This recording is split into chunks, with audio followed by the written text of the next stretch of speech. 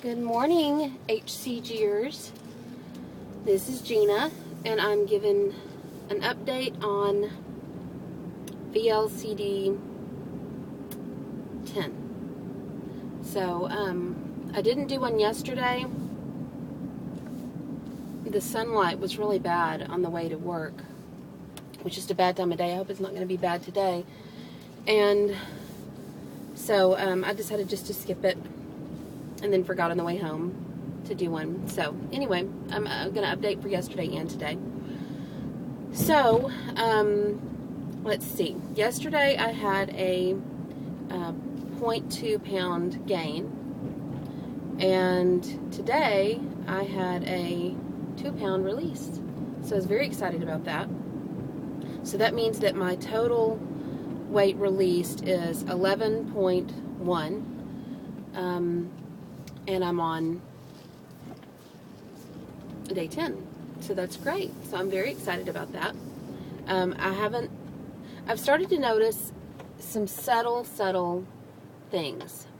Nothing that really stands out major, but I have noticed a couple of subtle things that, it's like, is that I'm smaller in that area, or is it just in my head? So, that'll come with time. But, so yesterday, I thought I had it with me, but I got the Weight Loss Apocalypse book finally. It took a long time to get here. I'd ordered it before I even started. And, I just got it. And so I take it home, and Emmy sees it. And she went, "Oh, wow, Mommy, is that you?" And then she said, the picture on the cover.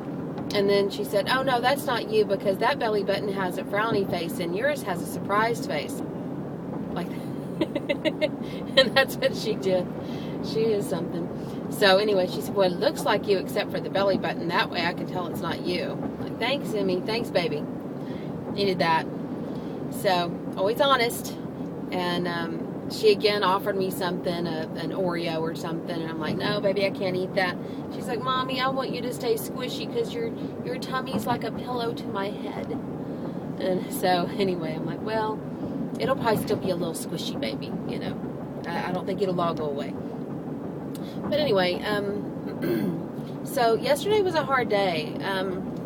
I think even though it was just a 0.2 pound gain the day before, it didn't take away my motivation or, do anything drastic. It was just, I think I'm going to sneeze. I just didn't have that high, of, oh, wow, it's instant gratification.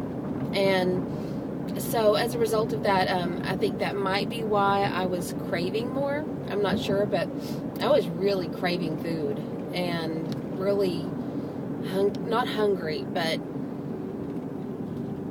hankering is what you say here in Texas. I was hankering for some grub, and I wanted, I'd seen this damn payday commercial, and I haven't had a payday in years, but boy, I wanted a payday. And I don't know why. I guess the salty and sweet, and those are things maybe I'm missing a little bit. But, I'm using the Brags, so I get the salty. But anyway, I was really craving food. And thinking about food, dreaming about food. So much so that I thought, okay, I'm definitely losing weight today. I've got to be, because I'm wanting certain foods so badly. Sure enough, I had a huge release this morning. So that was great, and I was very excited. I was really anticipating that. I felt that. I could tell that I had a release. I just knew. And I was a little surprised it was 2. I thought it may have been 1.5 pounds, something like that. But hey, I'll take it. I'll take 1.5 pounds, 2 pounds. So that was good. I need to go to the store today and replenish some things. Running low on some stuff, and I was reading through the HCG diet book that Kim lent to me. Thank you, Kim. And realized I've been doing something wrong. I didn't know this, but I've been having 2 veggies with most of my meals. And I didn't know that you were only supposed to have 1. and that you could have one as much as you wanted as long as it didn't exceed the caloric intake, but that you weren't supposed to mix them. And I know, Kim, I think you had said that you mix sometimes like in salad, but and I've been doing that a little bit, but I'd also been adding another veggie. I don't know, I just was confused, but apparently it hadn't hurt me. I mean, I've lost 11.1 in 10 days, so I'm not going to complain. I'm going to change it. I'm going to not do that anymore. Just double up on whatever I'm having. Probably have a little bit more of it to be filling if I need it. Mainly it's been like salad or broccoli or cauliflower, something along those lines, and that's been really good.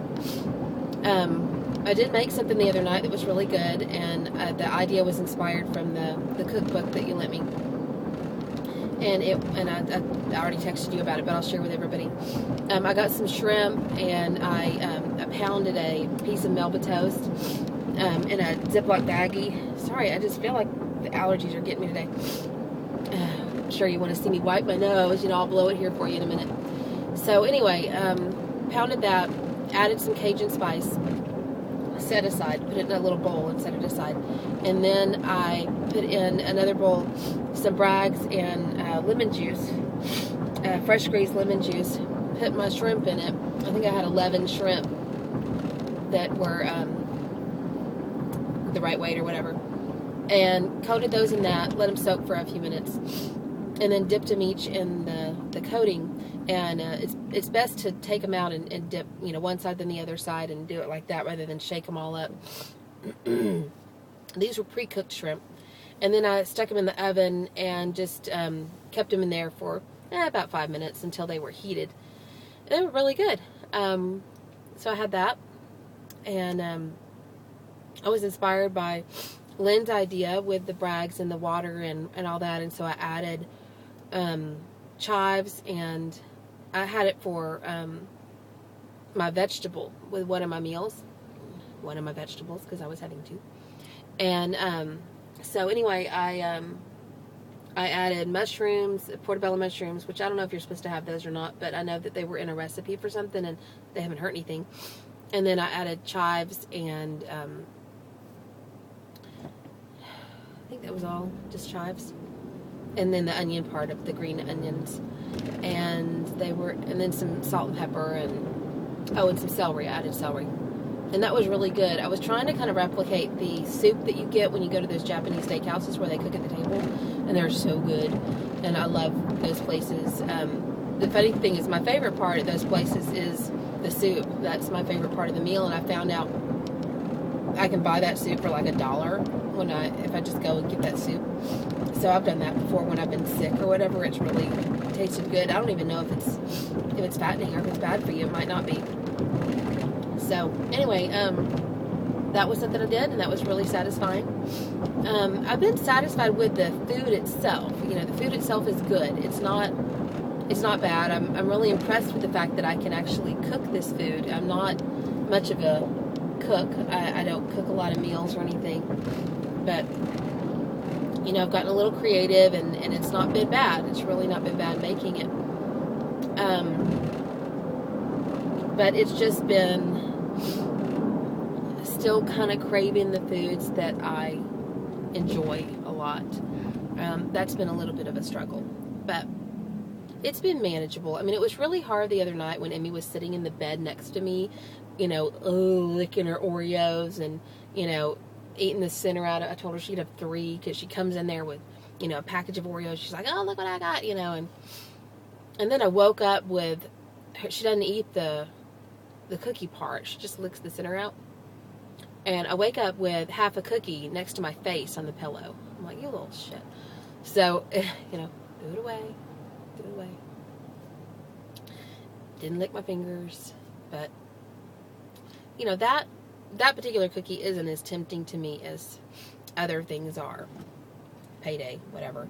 You know, I don't know what that means. I have not had that in so long. It's just really weird. But ever since that damn commercial, you know, and then I saw a commercial for something else, and luckily I was able to kind of block that one out. I don't remember what it is, but at the time it looked good. In the moment. If I'd had one in the pantry, I probably would have eaten it. So, I'm glad I didn't. But I started making a list for my next load day, because I really feel like I messed this last one up.